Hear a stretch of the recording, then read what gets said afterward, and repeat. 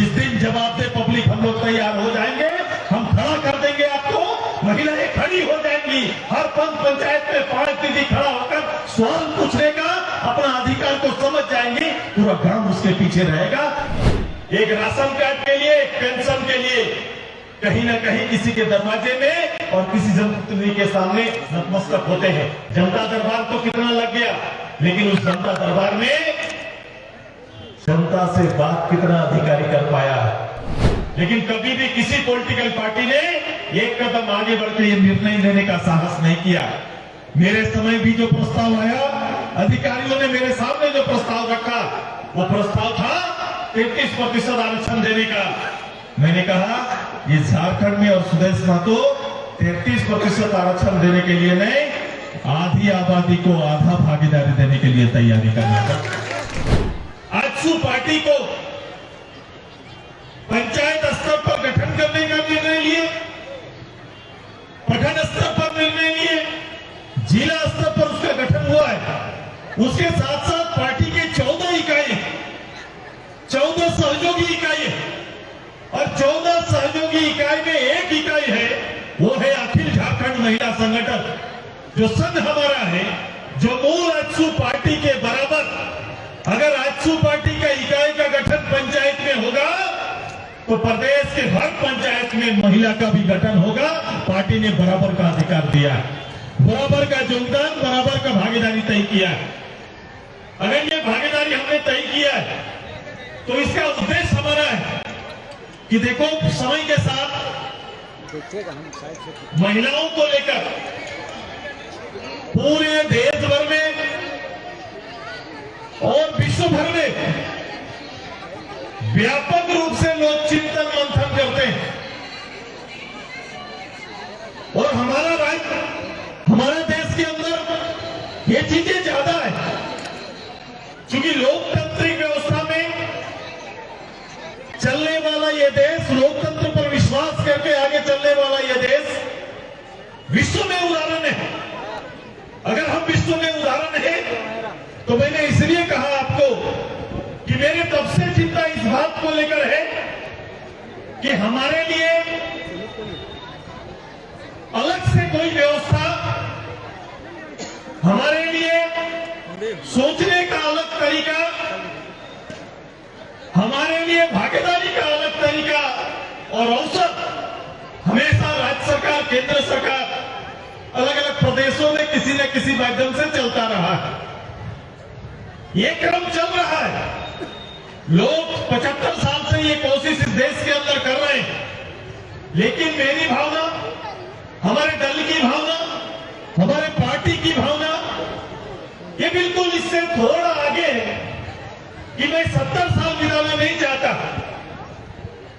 मैं एक परिवार की मुख्य सदस्य को, जिसे जननी कहा गया, लंबोदर बाबू ने उनके बारे में कुछ पढ़े भी, इनका महत्व भारत जैसे देश के अंदर में किस रूप से रखा गया है, मान्यता इतनी बड़ी, लेकिन उनके भागीदारी और योगदान बड़ा संक्षिप्त और छोटा है। मैंने कई बार कई मंचों पे जितने भी बदलाव के मंच रहे हैं, मैंने लगातार वहां पर आपसे बात की है। मैंने लगातार आपसे बात की है कि भाई हमारा योगदान और हमारी भागीदारी, देखो आज हम जहां पर खड़े हैं, ये कोणार्क डैम, ये आसपास का ये पूरा क्षेत्र, ये झारखंड आंदोलन का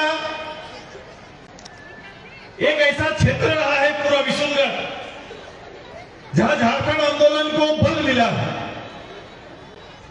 उस समय का योगदान अगर हम उस रूप से देखें कि उस समय महिलाएं झारखंड आंदोलन में भाग नहीं लेती थी क्या? विशुनगढ़ की महिलाएं, हमारी मां बहन लोग भाग नहीं ली थी क्या झारखंड आंदोलन में? हम जवाब चाहते हैं, भाग लिए थे कि नहीं लिए थे? कितना उदाहरण है, कितने कांड हुए हैं, कितना बड़ा आंदोलन लड़ा गया है। विशुनगढ़ का लड़का लोग बताएगा, यहां झारखंड आंदोलन में महिलाएं भाग ली थी कि नहीं ली थी? हाँ या ना बोलो। हाँ ऐसे थोड़ी होता है, जोर से बोलो हाँ भाग लेती। लेकिन महिलाओं को पता नहीं है, किशोरगढ़ की दीदी लोग को पता नहीं है कि हम लोग झारखंड वाले राज्य के लिए लड़े थे। पता है क्या? पता है कि नहीं? है तो हाँ बोलिए, है तो हाँ बोलिए। लड़े थे, आपके घर वाले लड़े थे लड़ाई। देखो जितना भी इस तरह से हर क्षेत्र से इस प्रदेश के लिए कहीं ना कहीं आपके घर में चिंता रहा होगा। अगर आप या आपकी सास या आपकी मां अगर प्रत्यक्ष रूप से आई भी नहीं होगी, अगर उसका बेटा भी प्रत्यक्ष रूप से है तो मां का आशीर्वाद बेटे के साथ जुड़ा हुआ है। जुड़ा हुआ है कि नहीं जुड़ा हुआ है? वो जानती है मेरा बेटा इस राज्य के लिए कहीं ना कहीं आंदोलन के लिए आगे बढ़ा है और उसकी चिंता रहती है। आज इसी प्रदेश में क्यों ऐसा हुआ? हम अपने प्रदेश के लिए लड़ रहे हैं, अपने प्रदेश को बदलने के लिए लड़ रहे हैं और हम केवल मात्र हमारा उद्देश्य रैलियों को सजाना नहीं, कार्यक्रमों को सजाना नहीं, बल्कि भागीदारी की चर्चा हम करते हैं। मैंने पहली बार पंचायत में अवसर हमको मिला, पंचायती की राज व्यवस्था आई।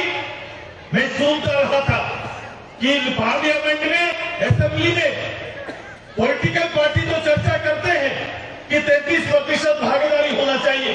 ये आज ने 80 के बाद से लगातार चर्चाएं रही है और हर पॉलिटिकल पार्टी का प्रस्ताव में रहा है, लेकिन कभी भी किसी पॉलिटिकल पार्टी ने एक कदम आगे बढ़ के ये निर्णय लेने का साहस नहीं किया। मेरे समय भी जो प्रस्ताव आया, अधिकारियों ने मेरे सामने जो प्रस्ताव रखा, वो प्रस्ताव था 33% आरक्षण देने का।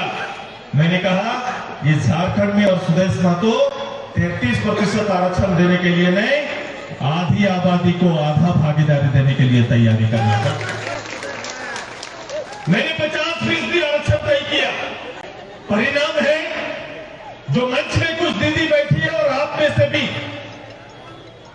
57% महिला पंचायत चुनाव में जीत के आई है। ये क्यों संभव हुआ? ये इसलिए संभव हुआ क्योंकि आपको अधिकार दिया गया, सीट आपके लिए रिजर्व किया गया, तो जो चूल्हा चौखट में रहने वाली और घूंघट से कभी बाहर न निकलने वाली दीदी भी अपना गांव में सामाजिक सरोकार रखने के लिए विवश हुई और नेतृत्व करने के लिए पहली बार सामने आई। अब ये सामने आई, ये तीसरी बार चुनाव हुआ और मैं जो देख रहा हूं, मैंने तो देखा 57% आप आ गए, लेकिन आज भी जो कमी है जो मैं बोलना चाहता हूं, जो पार्टी इस संघ के माध्यम से करना चाहती है, इस प्रदेश में सरकार का बन जाना आना जाना लगा रहेगा, लेकिन सबसे ज्यादा जरूरी है कि जो जिस पद में बैठा हुआ है, चाहे वो वार्ड मेंबर हो, मुखिया हो, पंचायत समिति हो, जिला परिषद हो, विधायक हो या पार्लियामेंट मेंबर हो, मंत्री हो या मुख्यमंत्री हो, उसे जवाबदेही लेना पड़ेगा और उसको अपने दायित्व का बोध होना चाहिए कि मैं एक सार्वजनिक जीवन में किस पद को होल्ड कर रहा हूं, किस पद का नेतृत्व कर रहा हूं। अगर ये दायित्व का बोध ना होगा तो इतनी बड़ी आबादी छोटे छोटे निर्णय पर परेशान हो जाते हैं। ये गांव जिसमें आप आते हैं, आज भी एक राशन कार्ड के लिए, एक पेंशन के लिए कहीं ना कहीं किसी के दरवाजे में और किसी जनप्रतिनिधि के सामने नतमस्तक होते हैं। जनता दरबार तो कितना लग गया, लेकिन उस जनता दरबार में जनता से बात कितना अधिकारी कर पाया? हर प्रखंड पदाधिकारी जरूर पहुंचा, लेकिन प्रखंड पदाधिकारी वो देखता रहा कि सरकार की योजनाएं जल्दी से मुखिया प्रमुख से बंटवा दें और जल्दी से समेट के कैसे हम दो लोग चले जाएं। ये मेरा काम नहीं है। शायद वो समझता है वो लाज साहबगिरी का जो व्यवस्था है, जो ब्लॉक से निकलना नहीं चाहता है, वो 2 घंटा समय देके एहसान कर रहे हैं, ऐसा प्रतीत करता है कि जल्दी खत्म करो, खत्म करो, हम जाना चाहते हैं। ये पहली बार नहीं, दूसरी बार हुआ है। पूछो उनसे।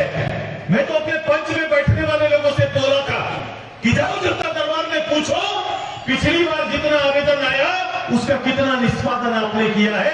अगर ये निष्पादन किया है तो यहाँ पर मेरे सामने रखिए। कोई भी पंचायत का कोई पदाधिकारी ये हिसाब नहीं दे पाए, क्योंकि मैं व्यक्तिगत भाग लेता हूँ। मैं ये बात इसलिए कह रहा हूँ, मेरी रुचि है और मैं भाग लेता हूँ। और मैं जब गवर्नमेंट का ऐलान नहीं था उससे पहले से मैं भाग ले रहा था। मैंने अपना कार्यक्रम नहीं बना दिया था कि पंच में अधिकारियों के साथ बैठे थे, इसीलिए तो नारा दिया था कि अब की बार गांव की सरकार। मेरा नारा का उद्देश्य यही था, सरकार गांव में बैठना चाहिए, सरकार गांव जाना चाहिए, सरकार में गांव में जाकर लोगों की सेवा करना चाहिए। लेकिन ऐसा ना हुआ, साल में 2 बार प्रकट हुए और दोनों बार प्रकट केवल आवेदन लेके गए हैं। ये आवेदन से पब्लिक का कोई सरोकार नहीं है। ये आवेदन पहली बार मैंने पूछा कि पिछले बार का आवेदन का क्या हुआ, तो कान से अधिकारी आके बोलता है कि सर जो पोर्टल में था ना, सरकार ने उस पोर्टल को ही बंद कर दिया। ये खेल रहे हैं, आपकी भावना से खेल रहे हैं, पोर्टल बंद कर दिया माने आप उसको खोज के भी नहीं पाओगे, कोई आंकड़ा नहीं है आपके पास, फिर से आ गए नई योजना लेके। अब इस तरह का मैं केवल एक उदाहरण दिया, अब ये कमी कहां रह गया, कार्यक्रम हो गया, पूछने वाले लोग नहीं रहे।